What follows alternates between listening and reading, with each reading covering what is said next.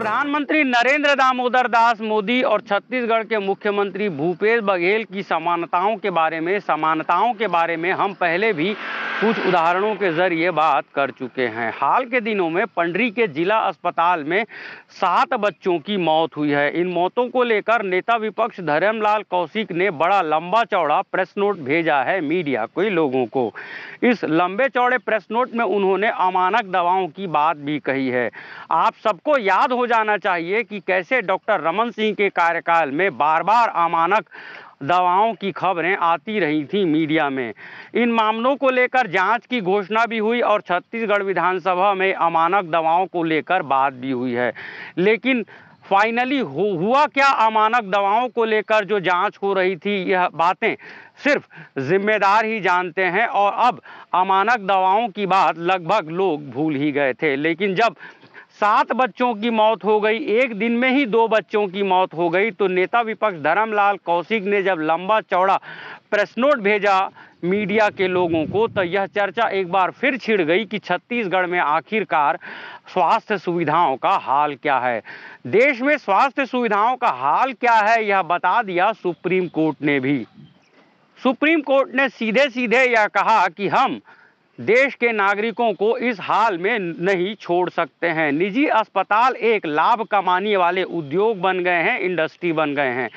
यह देर आयत दुरुस्त आयत की तर्ज पर सुप्रीम कोर्ट ने कह दिया है। तो मुख्यमंत्री रहे डॉक्टर रमन सिंह कुछ डॉक्टर्स या निजी अस्पतालों के बारे में किस तरह से मेहरबान थे, यह बात किसी से छिपी नहीं है। और यह बात तब भी किसी से नहीं छिप पाई जब चीफ मिनिस्टर भूपेश बघेल ने भी भिलाई के एक अस्पताल को टेक ओवर कर लिया है। स्थानीय पत्रकार पवन केशरवानी ने छत्तीसगढ़ सरकार की तथ्यों के साथ आलोचना की कि कैसे चंदूलाल चंद्राकर मेमोरियल अस्पताल को टेक ओवर करके भूपेश सरकार ट्रस्टियों को या उस अस्पताल से जुड़े लोगों को कैसे फायदा पहुंचा रही है, यह तथ्यों के साथ अपने न्यूज़ पोर्टल में बताया था स्थानीय पत्रकार पवन केशरवानी ने। और इसी तरह हाल के दिनों में छत्तीसगढ़ के मुख्यमंत्री भूपेश बघेल ने नवा रायपुर में निजी अस्पतालों को जमीन देने की बात कह दी है। डॉक्टर रमन सिंह ने मुख्यमंत्री रहते हुए जब नया रायपुर बसाया, बाद में इसे जब अटल नगर का नाम दिया गया, तब बहुत से सपने थे लोगों के, बहुत से सपने दिखाए गए, दिन में सपने दिखाए गए राज्य के लोगों को। लेकिन उस मुख्यमंत्री ने भी निजी कंपनियों को लाभ दिया मौके बेमौके, और अब के मुख्यमंत्री भूपेश बघेल भी नवा रायपुर को कहीं ना कहीं अपने लोगों को अनुदान के जरिए बांटकर, निजी अस्पतालों के नाम पर बांटकर कहीं ना कहीं अपने लोगों को ही ओवलाइज करने के काम में लगे हैं। इस तरह की संभावना दिखाई पड़ती है।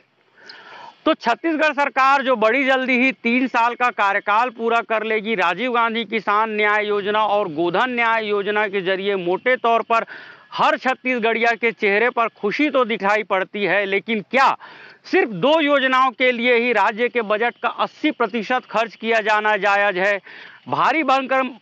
भारी भरकम मंत्रिमंडल, एल्डरमैन की बड़ी संख्या में नियुक्ति और देर से ही सही निगम मंडल आयोगों में जिस कदर नियुक्तियां कर दी गई हैं, तो क्या यह सब सिर्फ 2 योजनाओं के लिए छत्तीसगढ़ सरकार बनी है? छत्तीसगढ़ के लोगों ने छत्तीसगढ़ कांग्रेस को 15 सालों बाद क्या सिर्फ इसलिए उसकी वापसी कराई कि राजीव गांधी किसान न्याय योजना के जरिए किसान खुशहाल हो जाएं, गोधन न्याय योजना के जरिए पशुपालक खुशहाल हो जाएं? बाकियों का क्या? यही सबसे बड़ा सवाल है।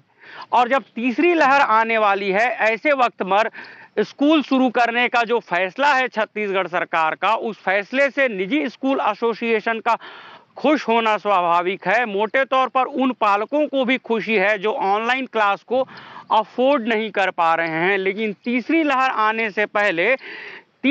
आने से पहले छत्तीसगढ़ सरकार ने किसी तरह की बड़ी तैयारियां की है कोविड-19 के लहर से निपटने के लिए, ऐसा दिखाई नहीं पड़ता है। पंडरी जिला अस्पताल में हुई बच्चों की मौत ने यह बता दिया है कि 2.5 साल बाद भी छत्तीसगढ़ सरकार ने चिकित्सा व्यवस्था के नाम पर कुछ नहीं किया है। स्वास्थ्य मंत्री टेबलेट खाने का काम करते हैं, जब स्पेशल डेज आते हैं तो स्वास्थ्य मंत्री टेबलेट खाते हैं और मुख्यमंत्री फ्लेक्स में नजर आते हैं। ऐसे में क्या बदहाल नहीं है छत्तीसगढ़? यही सवाल है छत्तीसगढ़ सारथी का। आप देख रहे थे छत्तीसगढ़ सारथी। आप सबका बहुत बहुत शुक्रिया।